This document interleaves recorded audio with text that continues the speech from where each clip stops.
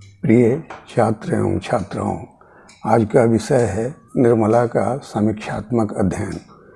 निर्मला कलम के सिपाही प्रेमचंद का एक सामाजिक उपन्यास है जो आकार में लघु होते हुए भी औपन्यासिक कला की दृष्टि से अत्यंत सफल रचना है। इसका कथानक बिल्कुल सुग्रथित है। एक घटना से दूसरी घटना और दूसरी से तीसरी चश्मे से पानी की तरह निकलती चली जाती है। न कहीं बाधा है, न कहीं गति में खींच है और न कहीं शिथिलता। कथित भाग्य की तरह अनिवार्य और दुर्दमनीय रूप से हमारे सामने निर्मला की जीवन कथा खुलती चली जाती है। यह एक अजीब दुनिया है जिसको देखते देखते हम सोचने के लिए और अपने चारों ओर के समाज पर दृष्टिपात करने के लिए विवश हो जाते हैं। यह उपन्यास क्या है? युगों से दबाई हुई, सताई हुई नारी की कहानी है। इसकी कथा वस्तु का आधार दो सामाजिक कुरीतियां हैं, एक दहेज की प्रथा और दूसरा दोहेजा विवाह। किंतु क्या इसमें नारी की सभी अन्य समस्याएं नहीं आ गई हैं? अवश्य निर्मला इस कथानक की नायिका है। प्रेमचंद के उपन्यासों में सेवा सदन के अतिरिक्त यह एक उपन्यास है जिसमें एक नारी ही कथानक की प्रधान नायिका है। वह इस उपन्यास में आए हुए किसी भी पुरुष पात्र से अधिक महत्वपूर्ण है। सारी कथा उसी के इर्द गिर्द घूमती है, किंतु यह बात नहीं कि वही इस कथानक की एकमात्र स्त्री हो। उपन्यास में दूसरे ही परिच्छेद में जो उदय भानुलाल अपनी स्त्री कल्याणी से यह कहते हैं कि मैं कमा कर लाता हूँ, जैसे चाहूँ खर्च कर सकता हूँ, किसी को बोलने का अधिकार नहीं है। क्या इससे हमारे समाज की सभी नारियाँ, विशेषकर ऐसे वर्ग की नारियाँ जिसमें स्त्रियाँ उपार्जन के काम में बिल्कुल शरीक नहीं होती, अब सब नारियों की समस्या मूर्त नहीं हो गई है? कल्याणी करीब 20 साल से उदय भानुलाल की गृहिणी है। उसकी एक बड़ी लड़की विवाह योग्य हो चुकी है। सच बात तो यह है कि उसी के विवाह के संबंध में पति पत्नी में बातचीत होती है और उसी के दौरान उसे उसका पति यह बताता है कि वह स्मरण रखे कि कमाता वह है, अतएव घर का मालिक वह है। अवश्य इस उपन्यास में निर्मला का उतना ही महत्व है जितना सौर जगत में सूर्य का है। इस उपन्यास के सब नायक तथा नायिकाएं ग्रह उपग्रह के रूप में उसी के इर्द गिर्द अभिघूर्णित हो रहे हैं, किंतु कल्याणी और उदय भानु की कथा का इसमें बहुत भारी महत्व है।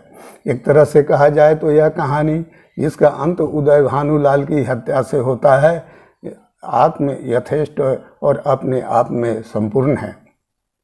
उदय भानु केवल कल्याणी को अपनी कमाई की बात शाब्दिक रूप से जताकर ही चुप नहीं हो जाता। वह यह दिखाने के लिए कि उसके बगैर गृहस्थी नहीं चल सकती, गंगा में डूबने का स्वांग करके घर से निकलता है। घर से निकलने के ऐन पहले वह जो कुछ सोचता है उसका सारांश यही है कि इस घर में मैं ही मालिक हूँ, क्योंकि मैं कमाता हूँ और सब लोग मेरे ऊपर निर्भर रहते हैं।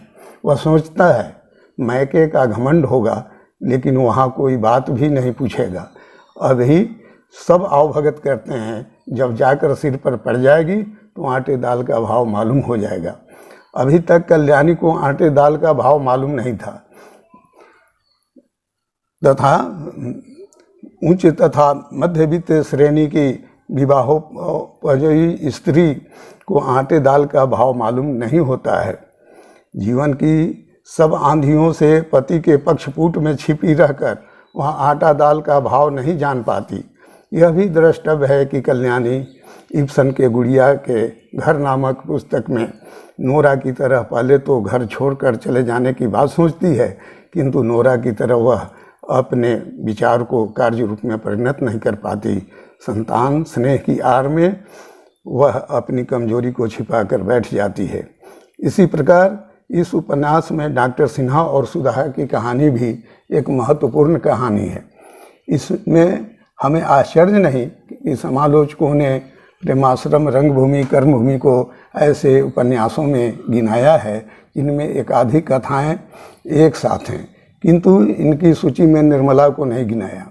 निर्मला की कहानी इतनी सुग्रथित है कि उसमें पता ही नहीं चलता कि उसी के ताने बाने के अंदर दूसरी कहानियाँ मौजूद हैं। जो कुछ भी हो, डॉक्टर सिन्हा और सुधा की कहानी पृष्ठभूमि में रहते हुए भी उससे सब तरह से अच्छी तरह विवाहिता नारी की समस्या हमारे सामने प्रस्तुत करती है। निर्मला की तो शादी दोहेजा के साथ हुई थी। उसके पति की पहली शादी के कई पुत्र मौजूद थे, किंतु सुधा की बात तो ऐसी नहीं थी। उसकी शादी बड़ी अच्छी जगह हुई थी। वह पति की पहली स्त्री थी। पति को धन जन एवं किसी बात का अभाव नहीं था। फिर क्यों उसके जीवन में वह ट्रेजेडी हुई जो किसी प्रकार निर्मला के जीवन की ट्रेजेडी से शायद कम नहीं कही जा सकती। अवश्य दोनों ट्रेजेडियों में फ़र्क यह है कि एक ट्रेजेडी में एक ही चोट में काम तमाम हो जाता है, दूसरे क्षेत्र में ट्रेजेडी धीरे धीरे होती है। सुधा का पति क्यों ऐसी परिस्थिति में पड़ता है जिससे उसका अवसान आत्महत्या से होता है? क्या इसमें हमारे सोचने के लिए कोई बात नहीं है? क्या इससे यह ज्ञात नहीं होता कि सुधा और डॉक्टर साहब का प्रेम बालू की नींव पर स्थित था और वह केवल ऊपर से मृग मरीचिका की तरह सरस था? हमारा काम यह नहीं है, न इस छोटे से दायरे में, कि हमारे लिए यह संभव ही नहीं है कि हम इस पर कुछ रोशनी डालें कि इस समस्या का रूप क्या है और उसका समाधान क्या है। संक्षेप में कहा जा सकता है कि हमारे समाज में विवाह कमोबेश एक ढकोसला है। मन के मेल के साथ उसका कोई संबंध नहीं। रुपए की थैलियाँ गिनी जाती हैं और विवाह का निर्णय थैलियों की गिनती से होता है। ऐसी हालत में थैलियों की वास्तविकता तो सत्य हो जाती है, पर उसमें कोई धोखा नहीं होता। हर एक रुपया बजा कर लिया जाता है, किंतु विवाह कैसा हुआ इसका कुछ पता नहीं चलता। अवश्य मन के मेल से जो विवाह होंगे वे हमेशा विवाहितों के आमरण काल तक के लिए सफल होंगे, ऐसी गारंटी नहीं दी जा रही है। यह बात, यदि बात को असफल ज्ञात हुआ तो इसके लिए तलाक हो सकता है, कम से कम होना चाहिए। और भी बातें हैं जो यहाँ उनका विवेचन अपेक्षित नहीं है। मुंशी जी जब निर्मला को शादी कर लाए और थोड़े ही दिन में समझ गए कि उन्होंने शादी करके गलती की, तो यहाँ पर तलाक हो जाना चाहिए था, किंतु हिंदू समाज में इसकी गुंजाइश कहाँ। नतीजा यह है कि एक के बाद एक ट्रेजेडी निर्मला के, और निर्मला के ही क्यों मुंशी जी के जीवन में भी ट्रेजेडियाँ होती जाती हैं। बेचारी निर्मला को इन सब बातों का अपयश मिलता है, यद्यपि उसका दोष कुछ भी नहीं है। वह तो घटना चक्रों के हाथ में एक खिलौना सी हो रही है। यह सोचने की बात है कि निर्मला को यह सारा अपयश क्यों मिलता है। वह तो बेचारी अपनी शादी के लिए भी जिम्मेदार नहीं है। प्रेमचंद ने निर्मला के जीवन में समाज के अनपेक्षित दबाव को बहुत स्पष्ट कर दिखाया है।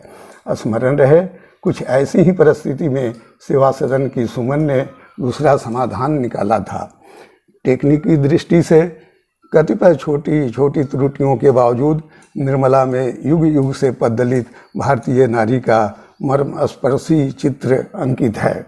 निर्मला यूँ तो देखने में दहेज की कुप्रथा को केंद्र कर चलता है, किंतु स्मरण रहे कि आखिरी विश्लेषण में इसकी आधारगत समस्या सामाजिक विषमता है। हमारे समाज में विवाह ऐसी घटना जिसमें स्त्री पुरुष के प्रेम के अतिरिक्त अन्य कोई बात नहीं होनी चाहिए, आर्थिक अवस्था ही सब कुछ है। निर्मला की यही समस्या है। यह समझना गलत होगा कि प्रेमचंद ने इस पुस्तक में पहली स्त्री से संतान रहते हुए दूसरी स्त्री ग्रहण करने की निंदा की है। कर्मभूमि में प्रेमचंद दिखाते हैं कि सौतेली माँ हर हालत में खराब नहीं होती। भले ही इसमें लंबे लंबे लच्छेदार भाषण न हो, भले ही इसमें दीर्घ कथानक न हो, किंतु मध्यवित्त तथा उच्च वर्ग की विवाहोपजीवी नारी की समस्या इस उपन्यास में जितनी स्पष्ट हुई है, प्रेमचंद के किसी अन्य उपन्यास में नहीं हुई है।